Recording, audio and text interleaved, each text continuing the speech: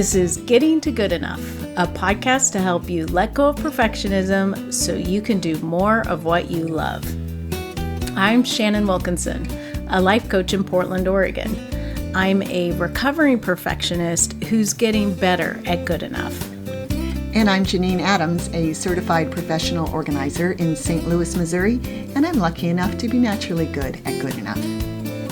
And today we're talking about stepping out of your comfort zone.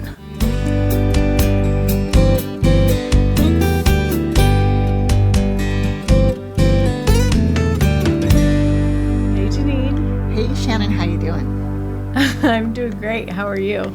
I'm just great. Thank you very much. I'm laughing because in the note it says, today we're talking about stepping out of your comforting zone. I saw that as you were reading it, and I thought, damn, you autocorrect, because I'm pretty sure Evernote did that for us, but you handled it very well. But I still had to fess up. Yeah. Because it almost made me laugh in the middle of the intro, but you managed to hold it for a couple seconds. Yeah, at least. Well, yeah, so stepping out of your comfort zone. You've been doing a little bit of that lately. I have, yes, because I wrote one of my new genealogy guides, which I call Orderly Roots Guides, which I've been working on forever. And I finally actually went through a thought process about, Janine, you got to let go of perfectionism. It's done. You just have to call this done. And so I did. But I decided a month or so ago to hire a marketing professional to help me market it, because I think it's a guide that could be really a lot of help to folks. It's about how I organize my genealogy research. And I'm terrible at writing sales pages. I think I'm a good writer, but I'm a bad sales writer. And so I hired this terrific consultant named Molly Winters, and she wrote sales pages for me as well as an email sequence, right? So a series of emails that will go out to my mailing list, which puts me way out of my comfort zone, because I ordinarily email my mailing list once a month, and it's an automated email with a compilation of the previous month's posts. So you're not even writing anything for the email. It's right. Just a compilation of the things you have written on the blog over the past month. Exactly, right. So I had to give myself over to trusting her, that she knows what she's doing. I know she does. And letting go of the discomfort of sales, of it's a bit more of a hard sell than I am accustomed to. But I really wanted people to buy this because I think it's really helpful, and also because I'll make money. Right. Well, and I got a sneak peek of it, and it is incredibly helpful. Oh, thank and you. Also, I think that what feels very salesy to you is really informational with it about what it is that you have available, and that and how to get it and why it's helpful. It doesn't. I haven't seen much of the marketing stuff, but my suspicion is what feels like a hard sell to you is not actually. Right, that may be true, although it's there. The sales page is long. It's one of these long sales pages, and right. It reiterates the fabulousness of it and the benefits and so forth. Yeah. So, yeah. So but I'm okay. I'm good. I'm gripping my desk. No, it's I'm actually, now that I've gotten it formatted and stuff, had a little out of my comfort zone with the technology as well, because I had to just download a plugin that made it look appropriate. Right, I couldn't use just my regular theme, or because it wouldn't have looked. I have there's no style to my blog. So yeah. Anyway, now that I'm really living with it, I'm feeling better, but there's a lot of faith involved here. Yeah. Well, so where does perfectionism fall into that? Well, especially with the email, well, no, with both, all of it. I find myself, because I'm feeling a little uncomfortable about the content, I'm finding myself feeling like it really needs to be perfect. Like if there were any, I certainly don't want any typos, but even like inconsistencies with punctuation or that sort of thing. Usually I'm pretty good about not worrying about that kind of thing. Right. But this, the fact that it's out of my comfort zone, I find it harder to say, oh, that's okay. If there's a little mistake in it, no one's going to care. Which is what I usually say to myself about stuff. Yeah. But there's bound to be, there's a lot of words. There's bound to be some mistakes. There probably will be. Yeah, exactly. Well, and which is just a great thing to remind yourself of, that there will be mistakes. Right. That it is like how you finally got yourself to stop working on the guide.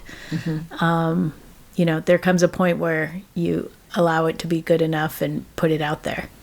Right. Yeah, you read it for me, and I had another friend read it for me, and you guys found some little typos and stuff. And now tomorrow I have to decide that it's final.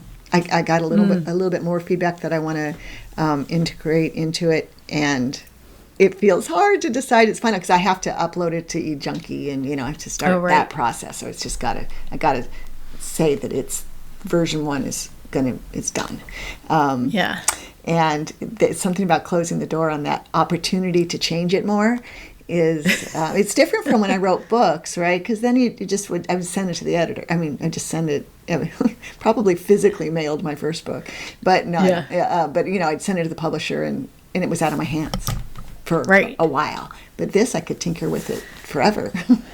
Right, because there's no real deadline other than you let your blog readers know that it's coming. Right. Well, right there. Yeah, there's a deadline. Yeah, only it's self-imposed, but I've said exactly. But it's solid. Yeah, I'm not messing with it. Good. Yes. Yeah, but still, it's I still have. Technically, I have until Saturday before it has to be done. But oh my gosh! But isn't it going to be good just to call it done? Yes. Feel good. Absolutely. Yep, it will. Yeah. So it's between these like sales nature of it, the sales writing, and then the technical part of it, just the e-commerce part that I do so seldom that I always have to remind myself how to do it each and every time, right? Right. Yeah, it's just all this outside of my comfort zone. Yeah, and it's interesting. It just occurred to me that that it's kind of easy to understand from a physiological standpoint that there's a certain amount of stress to doing something new, to sort of going out of your comfort zone and doing something new. So in this case, that's this guide is more in depth, it's longer, and it's really about you and how you do your work, and it isn't necessarily the same sort of style that you usually talk about. Like you generally talk about people figuring out what works for them, as opposed to like, this is how I do it. But getting out of that comfort zone, like, sort of amps your nervous system up a little bit already. And then worrying about whether you're getting it right is just sort of the, this stress cherry on top. Exactly. Yeah, it's true. And I think that I will be in this coming week relying a lot on all the lessons I've learned in 155 episodes of this podcast, where even though I do tend to have a natural inclination toward good enough, I don't get paralyzed by perfectionism so much usually. As we've discovered, it does rear its head with me. Yes. And you know, it's our definition of perfectionism, our definition. Like we didn't invent it, but the one I invented it. yeah, the one that we talk about a lot is if a task takes longer than it merits. And when something feels really important, that definition gets a little bit a little wonkier or harder because you have to then break it down, right? So like, right, it's all this is very important, but really is making sure that, I don't know, the way I sign off on each of the emails is identical. Is that important? Probably not. In fact, no. Right. It isn't. Well, yeah. And I'm wondering, too, if there isn't an element of feeling like you have one shot at this. Yeah. You know what I mean? Mm-hmm. Maybe so. Which isn't really right because, I mean, you're right that there is an element of that, but it's not a reasonable thing since this guide will live on. And if there are there's lots of more chances.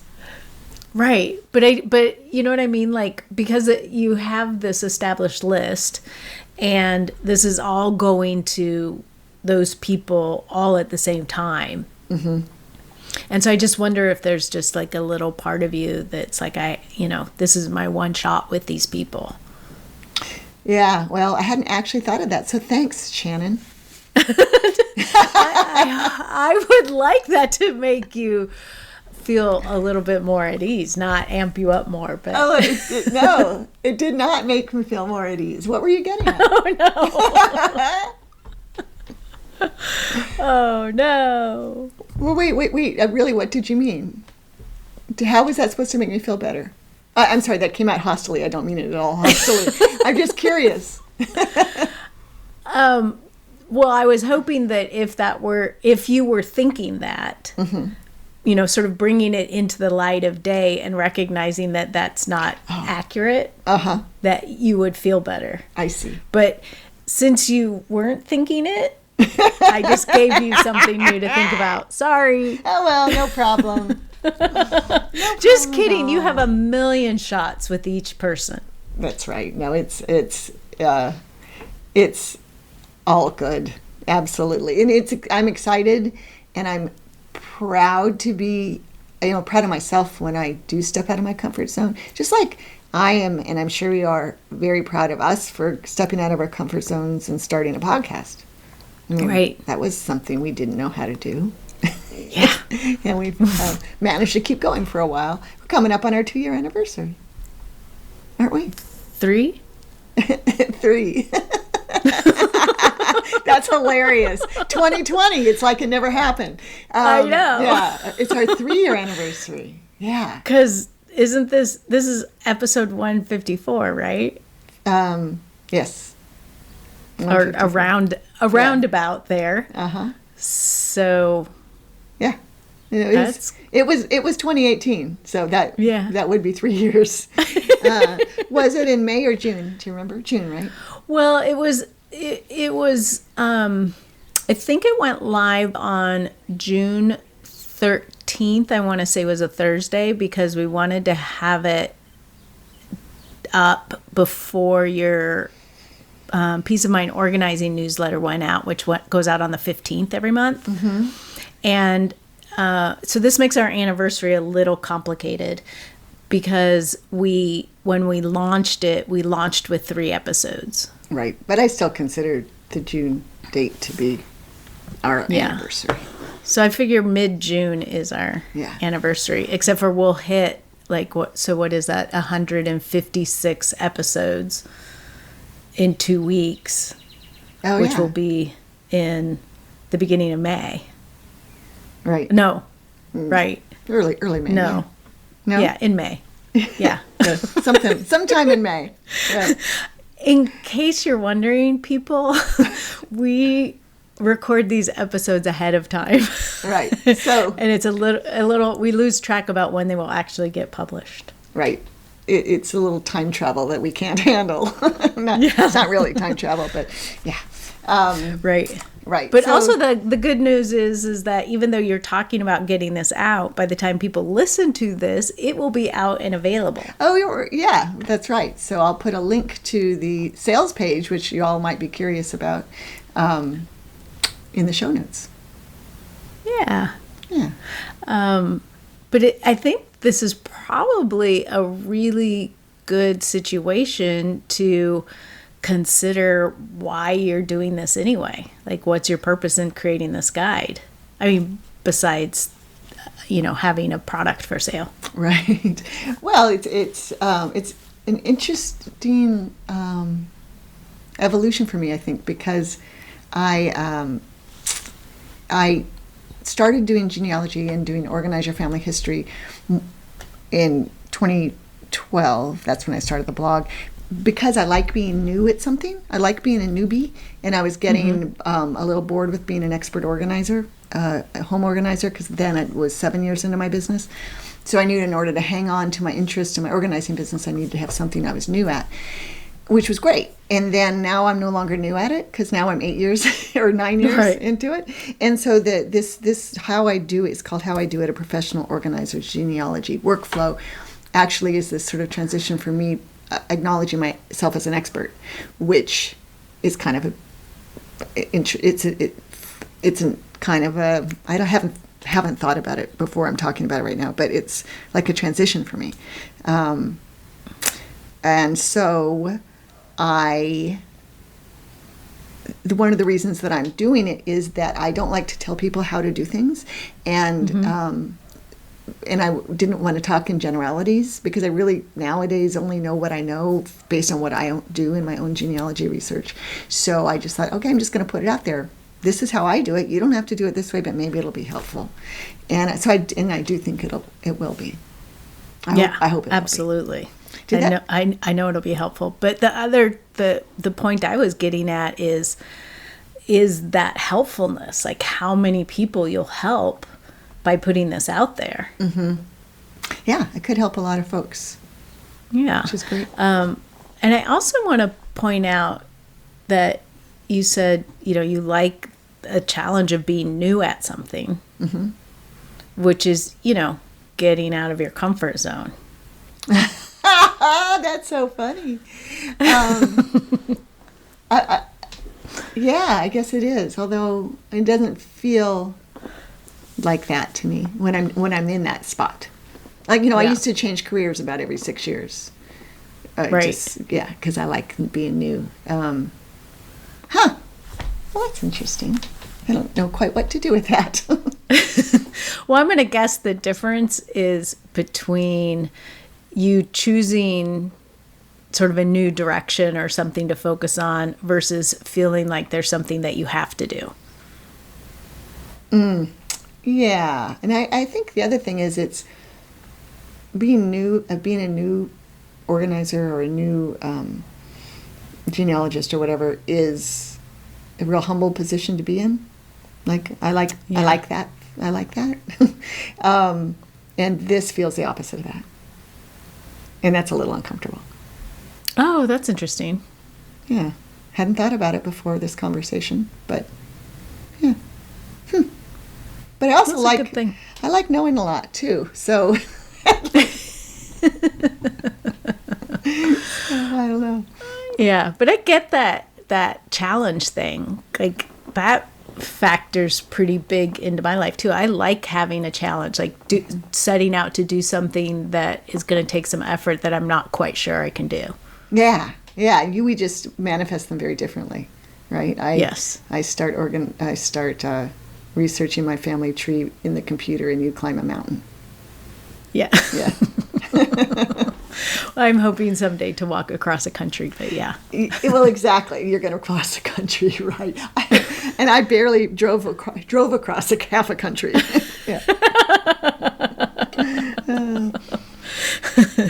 But it's really interesting to think about that, like how we both, find it interesting and exciting and desire to take on certain kinds of challenges, and then other kinds of challenges feel more complicated and certainly less comfortable. Yeah, it is very interesting.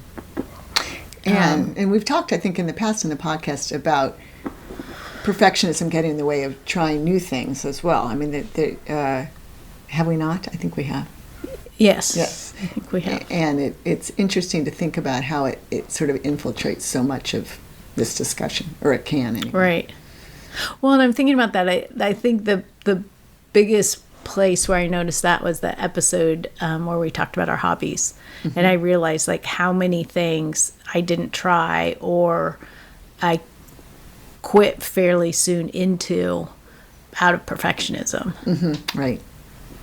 So it's sort of interesting to me, like what's the difference, between that and then choosing to do something. I was just reflecting. It was last week was the 7-year anniversary of when I ran the Boston Marathon. Oh. And wow. I was reflecting on how, like, whenever I think I'm not sure I can do something, I think about how I went from like adamant non-runner to qualifying for and running the Boston Marathon in 4 years in my mid-40s. Yeah, it is amazing. It's amazing. And you were having some health challenges at the same time. Yeah. I mean, it was unbelievable. Yeah. But so, it's interesting, like I can do that, but, I get confounded by knitting and quit. Right. Well, maybe knitting isn't as rewarding a challenge. Maybe when we're together, we can knit, Shannon. When we're together next month. Yeah, maybe I'll just pull out a bunch of yarn and let you like start stuff for me or something. I don't know. It's just all sitting there. We could get Mike to knit with us too. Oh, well, Mike was on a knitting kick for a while and made several pairs of socks. Oh, I know. He messaged me for help, and his messages revealed a certain lack of knowledge and experience. Yes. And he was going to knit a frickin' sock. Which, like, what? I said, Mike, I don't knit socks. They're too hard. But he did it, right? He did. Yeah. He proudly wears his knit socks. That makes it even better that he wears them. Oh, yes, he loves them. Oh, that's excellent. Yeah. And but one was sort of coming apart, so I think we might need your help in figuring out how to like weave in the ends appropriately or something. I'm not sure exactly what he did, or didn't do, but there's an issue there that we might just have to darn them. I mean, there's not much you can do after the fact. Well, maybe. Well, I mean, I'll be happy to take a look. I have no idea. As you know, I knit 2 things and never knit again. That's right. But you got me knitting, so I appreciate your effort. Yeah, so here we are 15 years later and you're still knitting. Oh, but we want to hear from you, our listeners.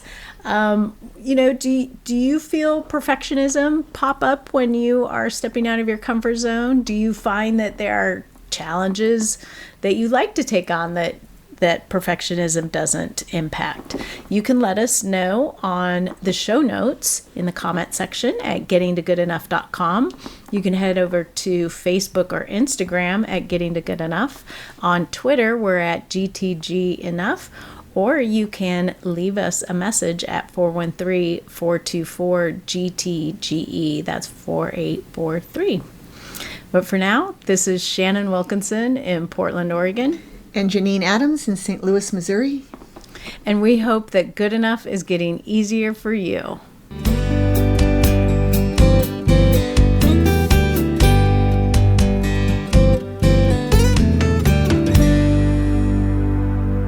I think that is so funny that I get stymied by knitting, but I can run a marathon. And climb a mountain. Yeah. Makes no sense.